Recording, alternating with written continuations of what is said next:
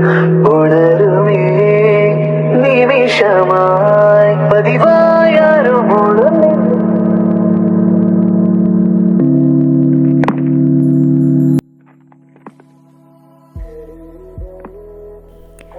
Hello, welcome back. ഇന്നലെ ഞാൻ കാലിക്കറ്റ് പോയ കുറച്ച് വിശേഷങ്ങൾ കാണിക്കാം കേട്ടോ. നമ്മൾ ഫാമിലി ആയിട്ട് once in a year Calicut പോവാറുണ്ട്. അത് ജസ്റ്റ് ബീച്ച്, അതായത് കാലിക്കറ്റ് ഒന്ന് ബീച്ചിലും മിഠായി തെരുവിലൊക്കെ പോയി സ്വാഭാവിക ഹൈലൈറ്റ് മാളിൽ അങ്ങനെയൊക്കെ പോയിട്ട് വരാറുണ്ട്. ഇപ്പോൾ ലുലു മാളൊക്കെ വന്നിട്ടുണ്ട് എന്ന് പറഞ്ഞിട്ടാണ് പോയത്. അപ്പോൾ ഇതിൻ്റെ ഡീറ്റെയിൽ ഞാൻ പറഞ്ഞുതരാം.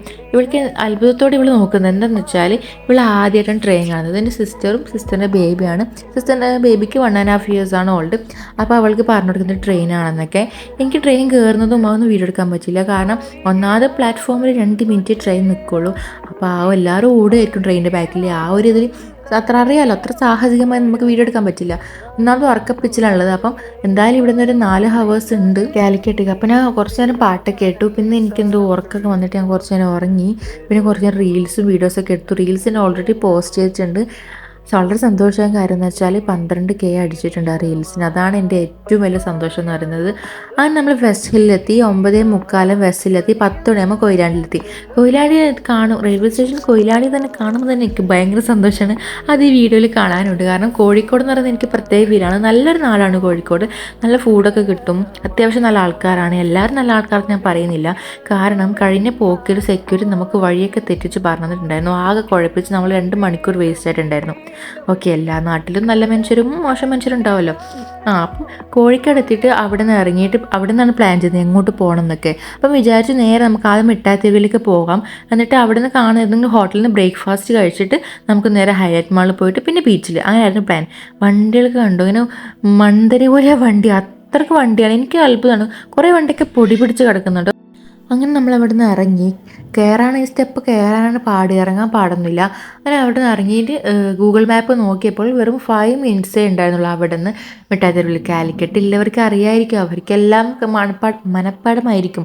വേറൊരു ജില്ലയിൽ നിന്ന് പോകുന്നവർക്ക് കുറച്ചും കൂടി കൺഫ്യൂഷൻ ആവുക. ഓക്കെ, അപ്പോൾ അവിടെ ന്യൂ ഹോട്ടൽ എന്ന് പറഞ്ഞ ഹോട്ടലിൽ നിന്ന് കയറി. അതിന് ഓപ്പോസിറ്റ് വേറൊരു ഹോട്ടലുണ്ടായിരുന്നു. എനിക്ക് അവിടെ പോകാൻ ഇഷ്ടം. പക്ഷേ അവിടെ പോകാമെന്ന് പറയുമ്പോഴത്തേക്ക് എല്ലാവരും ഈ ഹോട്ടലിൽ കയറി ഫുഡ് ഓർഡർ ചെയ്യാൻ തുടങ്ങി. അപ്പോൾ പിന്നെ ഞാനും കയറി. എനിക്ക് ഫുഡൊന്നും വളരെ ഇഷ്ടപ്പെട്ടതേ ഇല്ല.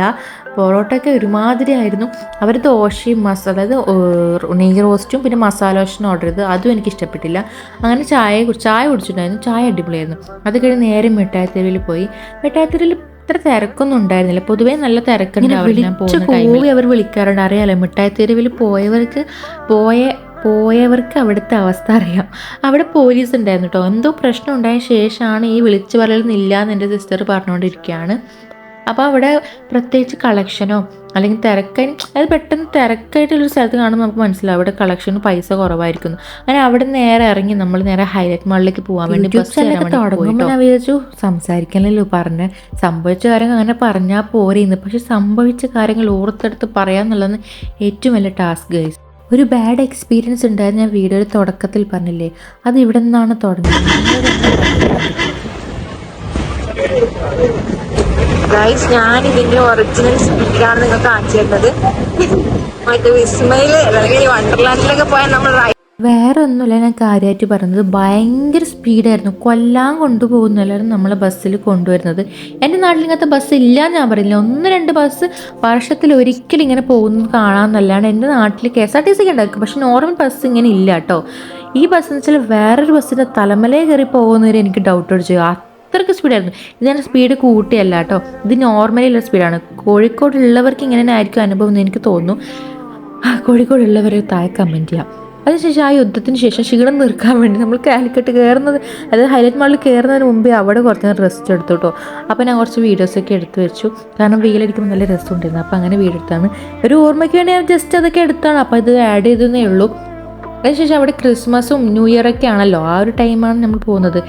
December 20 ആണ് തോന്നുന്നു, 20, 21, 19, എനിക്ക് ഡേറ്റ് ഒന്നും ഓർമ്മയില്ല. അപ്പോൾ കോഴിക്കോടിനെ പോസിറ്റീവ് പറയുകയാണെങ്കിൽ ഒരുപാട് നല്ല ഫുഡ് ഉണ്ട്. പിന്നെ എപ്പോഴും പോകുമ്പോൾ ഒരു പുതുമ ഫീൽ ചെയ്യാറുണ്ട്, ഒരു സ്പെഷ്യൽ ഫീലിംഗ് ആണ്. അവിടെ കുറേ കാറുകളും അറിയാമല്ലോ അഡ്വർടൈസ്മെൻറ്റിനൊക്കെ വെച്ചിട്ടുണ്ടായിരുന്നു. പിന്നെ ലൂയിസ് ഫിലിപ്പിൻ്റെയും ലേവിസിൻ്റെയും ഒരുപാട് ബ്രാൻഡഡ് ഐറ്റംസ് ഉണ്ടായിരുന്നു. അങ്ങോട്ടേക്ക് നോക്കിയതേ ഇല്ല ഗൈസ്. നോക്കിയ സങ്കടം വരും ഗൈസ്. ഒരു ഷർട്ടിനൊക്കെ 599, അല്ലെങ്കിൽ 699 അല്ല 699 599 കൊടുക്കാന്ന് പറഞ്ഞാൽ ഒരു മിഡിൽ ക്ലാസ് നോർമൽ ഫാമിലിക്ക് ഒരിക്കലും അഫോർഡ് ചെയ്യാൻ പറ്റില്ല. ക്യാഷ് ഉണ്ടെങ്കിൽ എന്തായാലും വാങ്ങും, ഇല്ലാത്തതുകൊണ്ടാണ്.